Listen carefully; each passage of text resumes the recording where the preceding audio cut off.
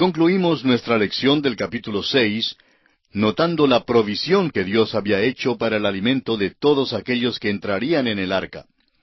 En los versículos finales del capítulo 6, los versículos 21 y 22, leemos: «Y toma contigo de todo alimento que se come, y almacénalo, y servirá de sustento para ti y para ellos». Y lo hizo así Noé. Hizo conforme a todo lo que Dios le mandó. Aquí hay algo muy práctico. Él tuvo que llevar mucho alimento en el arca para dar de comer a los animales. Alguien preguntará, ¿por qué los animales no se comían entre sí? Bueno, porque hasta el tiempo del diluvio, los hombres y los animales no comían carne, no había ningún animal carnívoro, y se nos dice que en el milenio el lobo morará con el cordero, y el leopardo con el cabrito se acostará. El león, como el buey, comerá paja. Ese probablemente era el estado de los animales en aquel entonces, el cual ocurrirá una vez más. Bien, comenzamos ahora el estudio del capítulo 7 de Génesis, y consideraremos a Noé, su familia, y los animales que entraron en el arca según las instrucciones de Dios. Dice el versículo 1 de este capítulo 7 de Génesis: «Dijo luego Jehová a Noé: Entra tú y toda tu casa en el arca, porque a ti he visto justo delante de mí en esta generación». Ahora, ¿por qué era justo Noé? Era justo por la fe, igual como más adelante en la historia Abraham sería justo por la fe. Allá en el capítulo 15, versículo 6 de Génesis leemos: «Y creyó a Jehová, y le fue contado por justicia». Esto es refiriéndose a Abraham. El escritor a los Hebreos nos dice que Noé preparó el arca por la fe. Esa es la razón por la cual Dios les salvó. ¿Se ha fijado usted alguna vez cuán bondadoso es Dios con este hombre en el tiempo de un juicio tan terrible? «Entra tú», le dijo.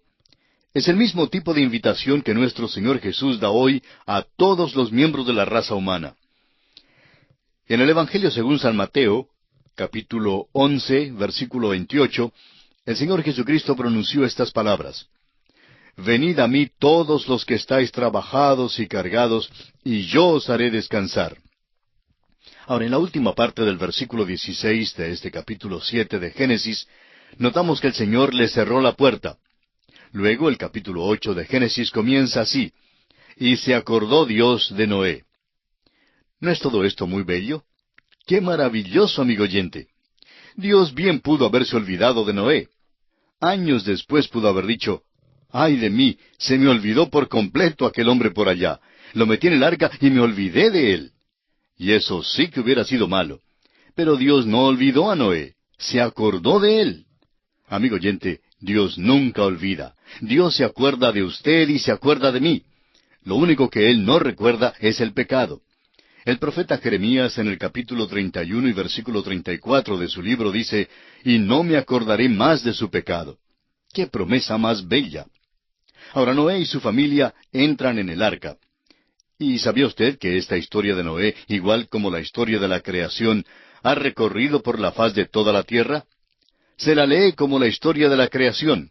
Ojalá pudiéramos mencionar aquí el relato babilónico, como lo hicimos en nuestro estudio del relato de la creación, pero no vamos a hacerlo.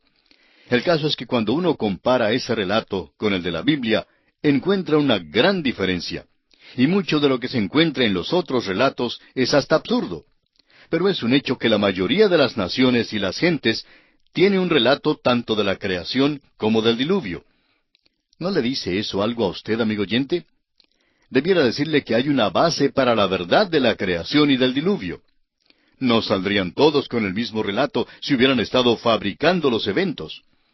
Por supuesto, el relato babilónico da las razones que no son, declarando que los dioses tuvieron algún tipo de guerra entre ellos y que estaban luchando el uno contra el otro, y eso es lo que ocasionó el diluvio. La Biblia dice que Dios lo envió como juicio sobre el hombre por haber pecado. Ahora, en el versículo 2 del capítulo 7 de Génesis leemos: «De todo animal limpio tomarás 7 parejas, macho y su hembra». Esto fue la base de un pleito hace años. El doctor Geraldo Rimmer ofreció $1,000 a cualquier persona que pudiera mostrar una contradicción en la Biblia, y este versículo fue usado en un tribunal de ley. Había algunos teólogos liberales que testificaron que este versículo contenía una contradicción. ¿por qué diría que debe llevar 2 de una clase cuando aquí dice que llevó 7 de cada clase? Bueno, todo lo que le falta hacer es continuar la lectura, y podrá notarse que cuando Noé salió del arca, ofreció los animales limpios como sacrificios a Dios. ¿Dónde pudiera haber encontrado Noé los animales limpios si no hubiera llevado más de 2 animales con él? Fue solo de entre los animales limpios que llevó 7, y ahora ya sabemos cuál fue la razón. De los que no eran limpios, llevó 2, un macho y su hembra. De las aves limpias de los cielos, llevó 7. Ahora en los versículos 2 y 3 de Génesis capítulo 7 leemos, «Mas de los animales que no son limpios, una pareja el macho y su hembra. También de las aves de los cielos, 7 parejas, macho y hembra, para conservar viva la especie sobre la faz de la tierra». Después del sacrificio de Noé, todavía había macho y hembra de todo animal y de toda ave para conservar viva la especie sobre la faz de la tierra. El versículo 4 dice, «Porque pasados aún 7 días, yo haré llover sobre la tierra 40 días y 40 noches, y raeré de sobre la faz de la tierra a todo ser viviente que hice». Ahora, durante 7 días, todo el mundo todavía podía haber llamado a la puerta del arca, y creemos francamente que bien pudieron haber conseguido su entrada. Dios los habría salvado. Todo lo que tenían que hacer era creer en Dios. Los versículos 7 al 9 nos dicen ahora, «Y por causa de las aguas del diluvio entró Noé al arca, y con él sus hijos, su mujer y las mujeres de sus hijos. De los animales limpios y de los animales que no eran limpios, y de las aves, y de todo lo que se arrastra sobre la tierra, de 2 en 2 entraron con Noé en el arca, macho y hembra, como mandó Dios a Noé». En ningún lugar dice que Noé buscaba y arreaba los animales al arca. No le fue necesario. Los animales vinieron a él. Y el versículo 10 dice, «Y sucedió que al 7º día las aguas del diluvio vinieron sobre la tierra». Y esto nos conduce ahora a la consideración del diluvio mismo. Consideremos en primer lugar la destrucción de toda carne y la salvación de Noé y aquellos que estaban con él en el arca. Vamos ahora a leer partes de algunos de los próximos versículos. El versículo 10 nos dice que las aguas del diluvio vinieron sobre la tierra. Ahora el versículo 11 dice, «El año 600 de la vida de Noé, en el mes segundo, a los 17 días del mes, aquel día fueron rotas todas las fuentes del grande abismo, y las cataratas de los cielos fueron abiertas». Continuamos ahora con el versículo 12 de este capítulo 7 de Génesis. «Y hubo lluvia sobre la tierra 40 días y 40 noches». Pasando ahora al versículo 16 leemos, «Y los que vinieron, macho y hembra de toda carne, vinieron, como le había mandado Dios, y Jehová les cerró la puerta». Y la primera parte del versículo 17 dice, «Y fue el diluvio 40 días sobre la tierra». Y el versículo 24 dice, «Y prevalecieron las aguas sobre la tierra 150 días». Ahora hay una pregunta que surge en cuanto al diluvio y es, ¿cuál es la evidencia histórica y científica del diluvio? No pensamos entrar en esta materia, pero sí quisiéramos recomendarle un libro que es sumamente bueno en relación con este tema. Se trata del libro El Diluvio de Génesis, escrito por Henry M. Morris y John C. Whitcomb. Ambos hombres están completamente calificados para escribir sobre este tema. El doctor John Whitcomb tiene un doctorado en teología y fue profesor del Antiguo Testamento en el Seminario Teológico de la Gracia en Estados Unidos. Y el doctor Henry Morris recibió su doctorado en filosofía de la Universidad de Minnesota y fue profesor de ingeniería hidráulica y jefe del Departamento de Ingeniería Civil del Instituto Politécnico de Virginia, Estados Unidos. El doctor Morris y el doctor Whitcomb se unieron y escribieron este libro sobre el diluvio de Génesis. En él muestran que el diluvio fue universal, que fue una gran catástrofe y que hay evidencia histórica que lo confirma. Asimismo responden al argumento uniformitariano que sostiene que los procesos existentes actuando de la misma manera que en el presente son suficientes para dar cuenta de todos los cambios geológicos. Esta es una de las muchas teorías que han sido promovidas para descartar las evidencias geológicas del diluvio universal. Pero permítanos decirle, amigo oyente, que hay una abundancia de evidencia para el diluvio y este libro responde a mucho de este asunto. Ahora hay libros que han salido de la imprenta, escritos por hombres que consideramos pseudointelectuales, o sea, intelectuales falsos y falsos teólogos también. Algunos de ellos dicen que el diluvio fue local, es decir, aseguran que se limitó al valle de los ríos Tigris y Éufrates, y que formó algo así como una grande piscina por allá, pero que eso fue todo. Amigo oyente, la Escritura expresa con toda claridad que el diluvio cubrió toda la tierra. El libro ya mencionado ciertamente verifica lo que dice la Biblia. La familia humana había poblado la tierra. Los hombres y los animales habían llegado ya a los demás continentes del mundo. Pero el hecho, según la Biblia, es que la familia humana comenzó de nuevo con Noé. Eso es lo que dice la palabra de Dios. Y amigo oyente, uno o acepta la Biblia o la rechaza. Concluir por hipótesis que los eventos pudieron haber sucedido de otra manera es en esencia rechazar lo que dice Dios. La Biblia expresa con claridad que hubo un diluvio universal. Los versículos 23 y 24 de este capítulo 7 de Génesis dicen: Así fue destruido todo ser que vivía sobre la faz de la tierra, desde el hombre hasta la bestia, los reptiles y las aves del cielo.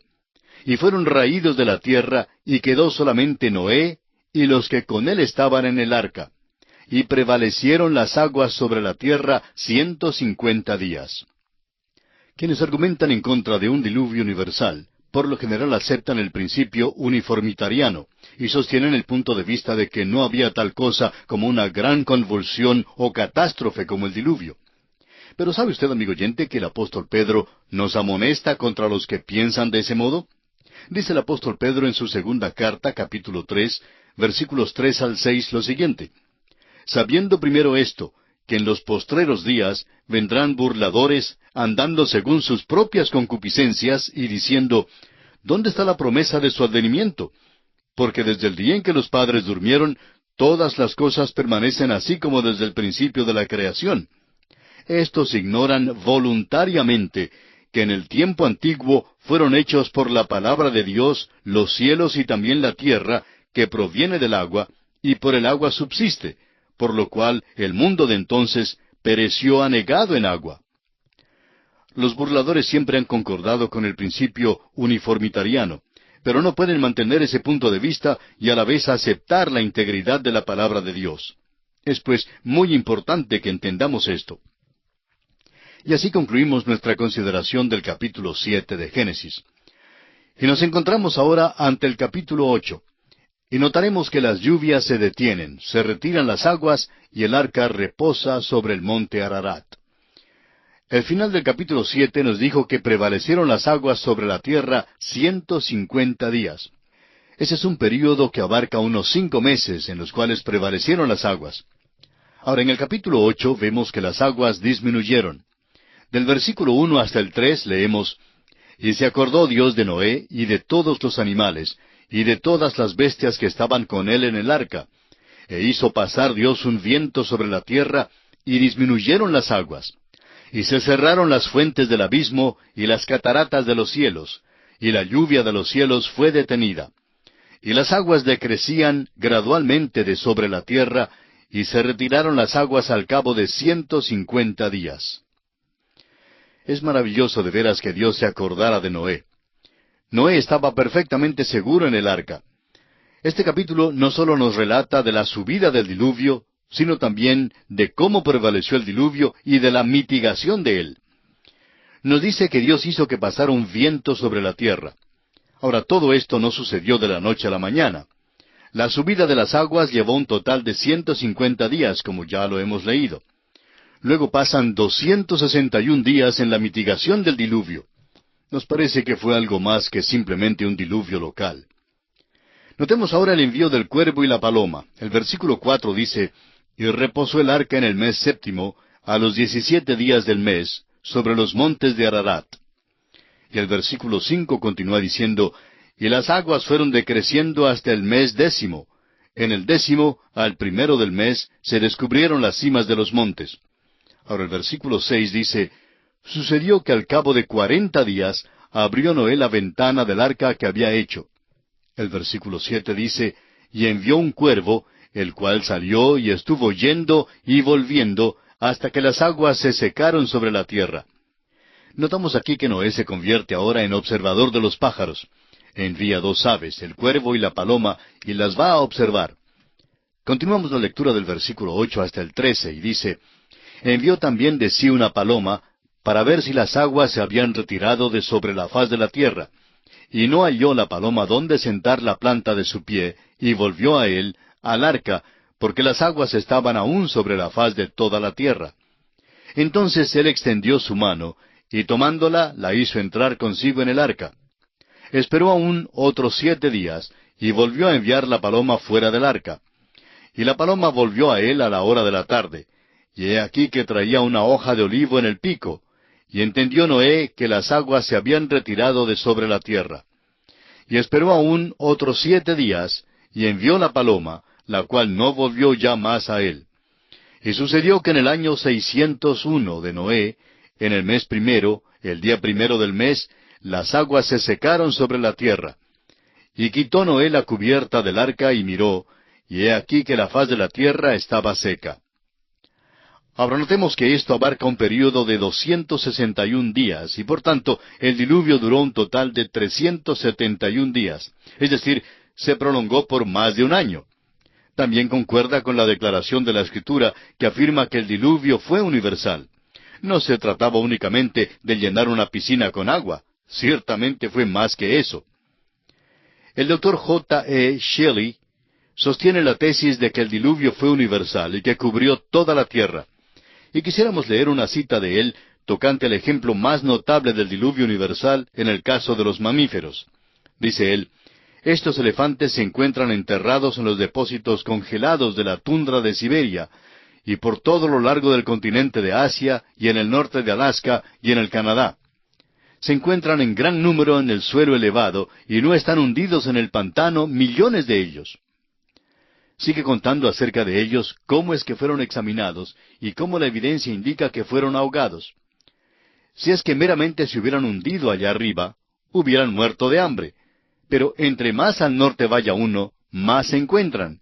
El suelo de las islas del Mar Blanco, dentro del círculo ártico, se compone mayormente de sus huesos, juntos con los del tigre del tipo dentado de sable, del alce gigante, del oso de caverna, del buey almizcleño, de troncos de árboles y de los que han echado raíces en la tierra. Hoy no existe ningún árbol en aquellas regiones. Los más cercanos quedan a miles de kilómetros de distancia. El mamut no podía comer de la vegetación achaparrada que crece en esta región. La autopsia revela la presencia en sus estómagos de su última comida, que fue pino y ramas de plantas espineras. Estos mamuts fueron sepultados vivos en los depósitos cuando el sedimento estaba blando. Ellos y el sedimento de repente fueron congelados y nunca han sido descongelados porque no muestran ninguna señal de descomposición. El Dr. Shelley cuenta de cómo el marfil del mamut ha sido vendido en los muelles de Londres por más de 1000 años. El Museo de Historia